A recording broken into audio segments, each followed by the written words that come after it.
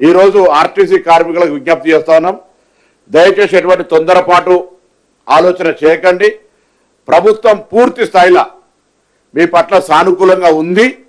అన్ని అంశాలకు సంబంధించినటువంటి విషయం లోపల మంత్రివర్గ ఉపసంఘం త్వరలోనే రేపు ఎల్లుండి ఎప్పుడో కూర్చొని మీకు సంబంధించిన అన్ని అంశాలను వింటుందనే మాట మనం చేస్తూ, మీ అందరూ కూడా తెలుసు, కొత్త పత్రికల ద్వారా సమాజానికి చెప్పడం కొరకు మేము అధికారంలోకి వచ్చిన తర్వాత అటు మహాలక్ష్మి పథకాన్ని ఇవ్వడమే కాక 2013 పిఆర్సీ పెండింగ్ బకాయిలు 280 కోట్లు ఇచ్చినాం.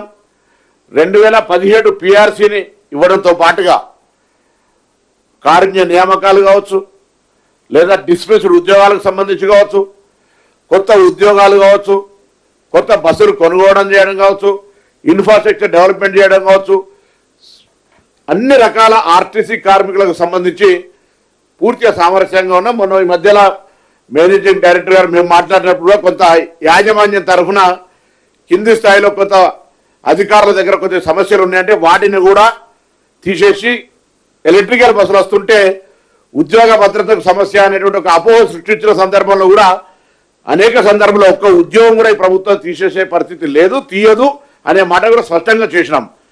కానీ బయట నుంచి కొంత ప్రోత్సాహం జరిగిందా, లేకపోతే ఇంకొక ఉద్రేకపూరితమైన వాతావరణం కలిగిందా, ఏది ఏమైనా దయచేసి మరొకసారి అందరికీ తెలంగాణ ప్రభుత్వ పక్షాన ఈరోజు క్యాబినెట్లో చర్చించిన మేరకు కానీ వారి పట్ల ఇప్పటి వరకు అవలంబించిన తీరు పట్ల కానీ అందరికీ విజ్ఞప్తి చేస్తాను. దయచేసి ఎవరు కూడా ఎటువంటి అనాలోచిత నిర్ణయం తీసుకోవద్దు. కార్మికుల సంక్షేమం, ప్రయాణికుల సౌకర్యం, సంస్థ పరిరక్షణ అనే ప్రకారంగా ఈ ప్రభుత్వం వ్యవహారం చేస్తుంది. ఈరోజు ఒక రవాణా శాఖ మంత్రిగానో లేకపోతే ఇంకొక మంత్రే కాకుండా మొత్తం క్యాబినెట్ అంతా కూడా మీ పట్ల కన్సర్న్ ఉంది అనేటువంటి మాట సందర్భంగా వ్యక్తం చేస్తా ఉన్నాను.